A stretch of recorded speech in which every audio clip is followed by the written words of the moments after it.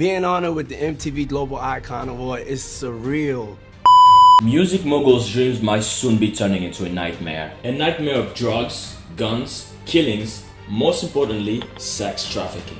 More on the topic of sex trafficking. Drake Bell, the one-time star of Drake and Josh, is speaking out for the first time about being repeatedly sexually assaulted by dialogue coach Brian Peck.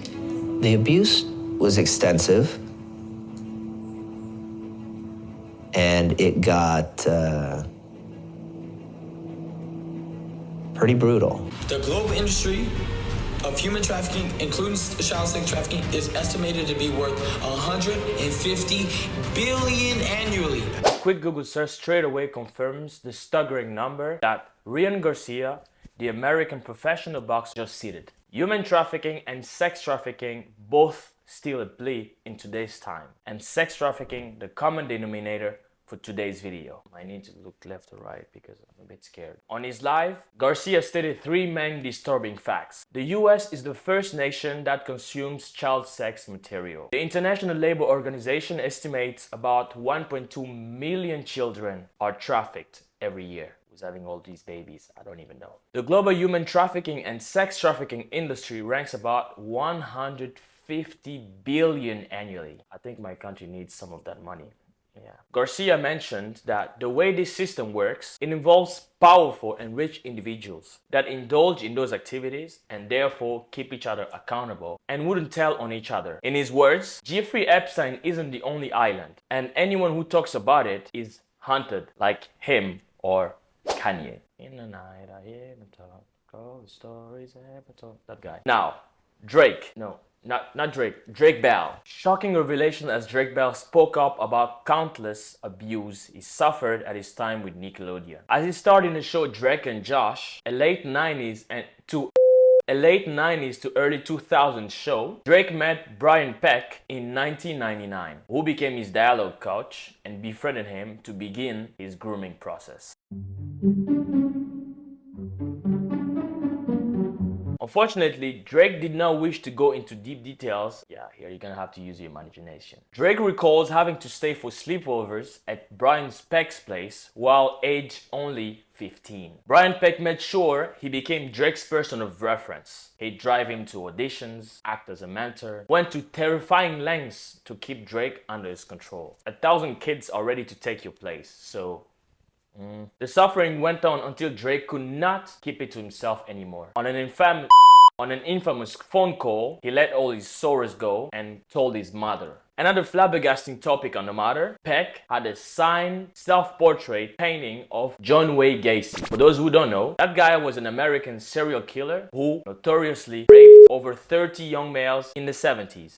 Kind of getting goosebumps, by the way. Brian Peck was ultimately sentenced to 16 months in prison. More on that series on HBO Max on the documentary Quiet on Set, the dark side of kids TV. Now, P. Diddy, Puff Daddy, Diddy. I don't know how many names this guy got, but we're gonna talk about him. 5 more lawsuits were filed against Sean Combs, aka Diddy, following the lawsuit filed by Cassandra Ventura Cassie, ex-long-term partner of about a decade. Cassie filed a 35-page lawsuit against Diddy in November 2023, which Diddy settled only a day later. Time is money. Both parties did not disclose the amount of the settlement. Cassie alleged Diddy subjected her to nearly a decade of physical, sexual, emotional abuse, punctuated by rape, sex trafficking, being forced to engage in drug-fueled, non-consensual sexual encounters with other men, while Diddy watched, recorded, and masturbated. Damn. That is sick. Adjacent to this dilemma, Kid Cudi confirmed Diddy blew up his car to stop him from romantically seeing Casey after he had broken up with her. After Diddy's threat, Kid Cudi's car actually blew up, and Kid Cudi confirmed it. Joy Dickerson, another woman, alleged she was drugged and sexually assaulted when she was a college student by Diddy. On that lawsuit filed against Sean Combs and singer Aaron Hall, Joy Dickerson, an unidentified woman, alleged the defendants forced them into non-consensual sex. That was a short one. The third lawsuit involved Harvey Pierre, longtime president of Bad Boy Entertainment Holding, which was founded by Sean Combs. Sean Combs and his his company as defendant and Mr. Harvey's former assistant as plaintiff. She alleged Mr. Harvey's Pierre used his position to groom and sexually assault her. The bad boy label ignored it. People with position in power. The fourth and last lawsuit filed by a woman named Jane Doe. Jane Doe alleged when she was 17, Sean Combs, Pierre Harvey, and a third assailant forced her into non-consensual sex. Jen mentioned the abuse started at a lunch where she was forced to give oral sex to the three men preceded. Gangbang. She was flown in a private jet, drugged, and again sexually assaulted in the bathroom of Sean Combs' studio by the same three men. She recalled she would at times regain consciousness and tell her assailants to stop as she was heavily drugged. They managed to keep her under control and overpower her. Jane recalled being flown back, not remembering how she was transported back home.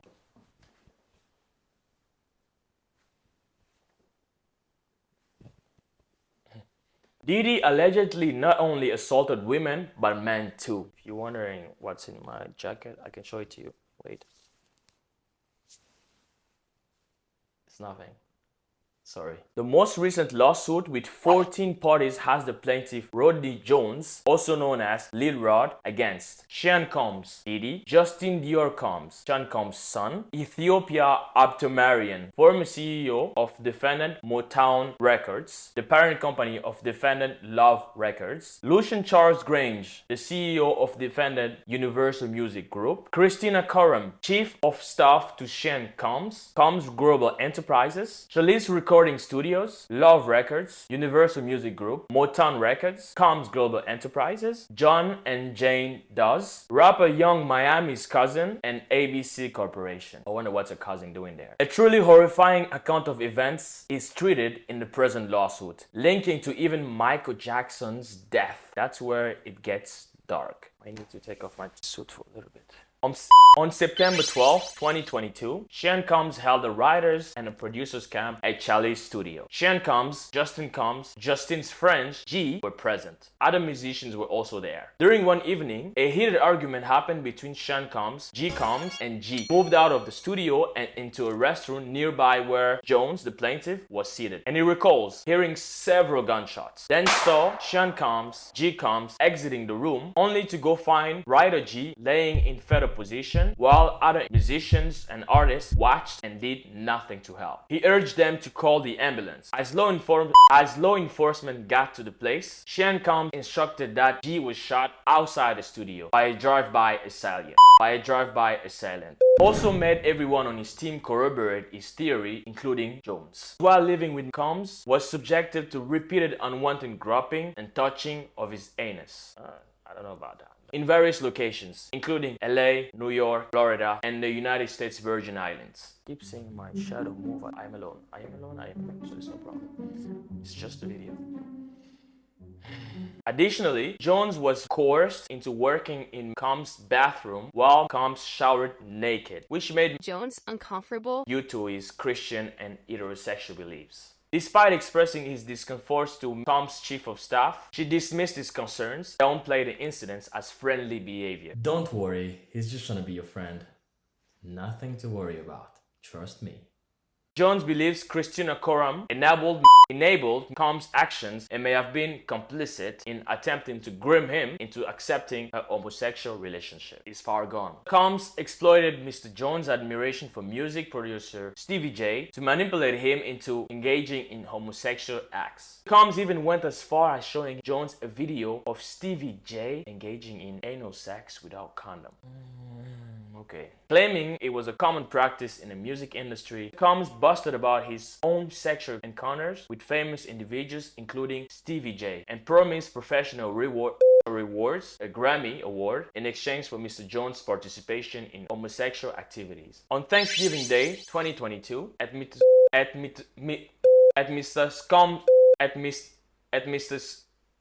At Sean Combs' place in Miami, Jones encountered a distressing situation. Combs was intoxicated. He offered cocaine to Jones, who declined and went to the restroom. Young Miami's cousin unexpectedly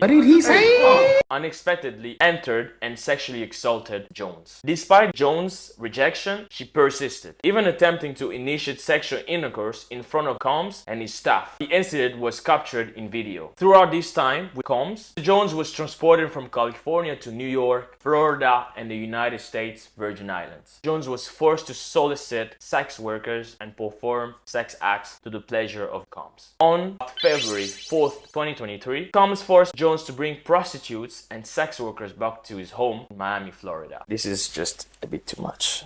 It's like...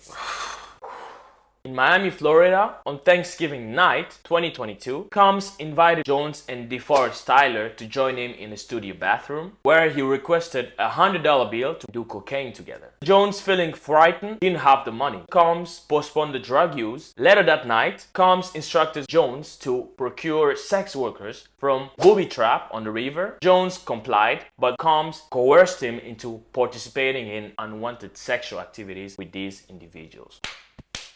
Combs used his power and influence to manipulate Jones, promising Grammy Award, monetary compensation, property ownership, and access to industry executives. Combs also resorted to threats of physical violence, including threatening to harm his own mother to get what he wanted, all aimed at maintaining control over Jones. On or about July 2nd, 2023, in California, Sean Combs had a listening party at his home. Present at his party, R&B artists, Jay Combs, sex workers, and some underage girls. The event began at 7 p.m. Combs requested female sex workers and required Mr. Jones to solicit them. An hour later, several sex workers appeared. In addition to sex workers, there were at least 5 women in the crowd that were under the age of 16. 1, 6. Combs forced all the women to drink laced De Leon liquor. Combs laced the liquor with ecstasy. Jones attempted to leave. Combs forced him to stay. After being forced to drink laced De Leon shots, Jones began feeling lightheaded, passing out and waking up at 4 a.m. naked with sex workers sleeping next to him.